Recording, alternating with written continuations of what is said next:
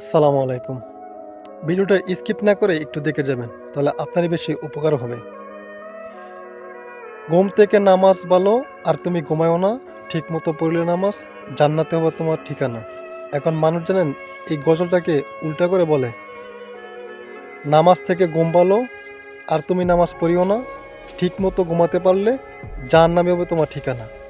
এই যে একটা প্রথা, মানুষ কি এটা বোঝে না যে নামাজ পড়লে জান্নাতে যাওয়া যাবে আর নামাজ না পড়লে জাহান্নামের টিকিট নিশ্চিত হয়ে যায়। এটা জানার পরও মানুষ কিন্তু নামাজ পড়ে না। আমি এমনও মানুষ দেখছি ৫ ওয়াক্ত নামাজ পড়ে। আপনি খেয়াল করে দেখবেন আপনার এলাকায় এরকম লোক থাকতে পারে। ৫ ওয়াক্ত নামাজ পড়ে, পড়ার পর নামাজটা শেষ হতে না হতেই দোকানে গিয়ে একটা সিগারেট খায় আর কি, সিগারেট আঙ্গায়।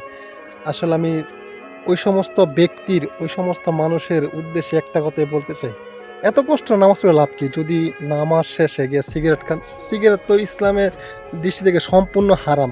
তাহলে আপনি এত কষ্ট করে ফজরের নামাজ পড়েন, আসরের নামাজ পড়েন, মাগরিবের নামাজ পড়েন, এশারের নামাজ পড়েন, দুপুরের নামাজ পড়েন, তাহলে সিগারেট খাইয়া তো আপনার নামাজের সব আমল আপনি ধ্বংস করে দিচ্ছেন। তাহলে এত কষ্ট নামাজ পড়ে লাভ কি? আপনাকে জানেন না, বোঝেন না, জানেন বোঝেন পারেন, সব কিছু জানার পরেও আপনারা সিগারেট খান। তাহলে তো আপনার নামাজ পড়ে লাভ কি? যারা বেনামাজি আছে তাদের সাথে আর আপনার সাথে পার্থক্য, মানে কোনো পার্থক্য আছে?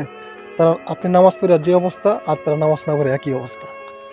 অনেকে আছে নামাজ পড়া মনে করেন যে সুদ খায়, হারাম খায়, অন্যের সম্পত্তি দখল করে, এতিমের হক মারে নামাজি ব্যক্তিরা।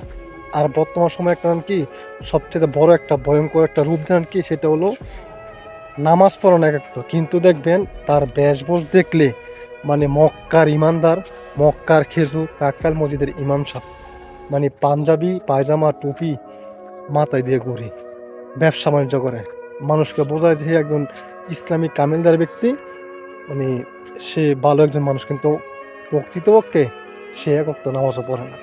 আসলে এরকমের বেশভূষ আমরা ধরি দেখেই মানে প্রতারণার করার ইচ্ছা করে এগুলি পরে দেখিয়ে আছে না, আল্লাহ তালা আমাদের প্রতি এত বেশি বিল্লা হয়ে রয়েছে এবং এত বেশি আল্লাহ তালা আমাদের প্রতি বিরক্ত। আমরা মিথ্যার আশ্রয় নেই বেশি। মিথ্যাটাকে আমরা এমনভাবে মানে বর্তমানে আমাদের জীবনে ধারণ করছি যে এটাই সত্য, সত্যটা বানাইছি মিথ্যা আর মিথ্যা বানাইছি সত্য।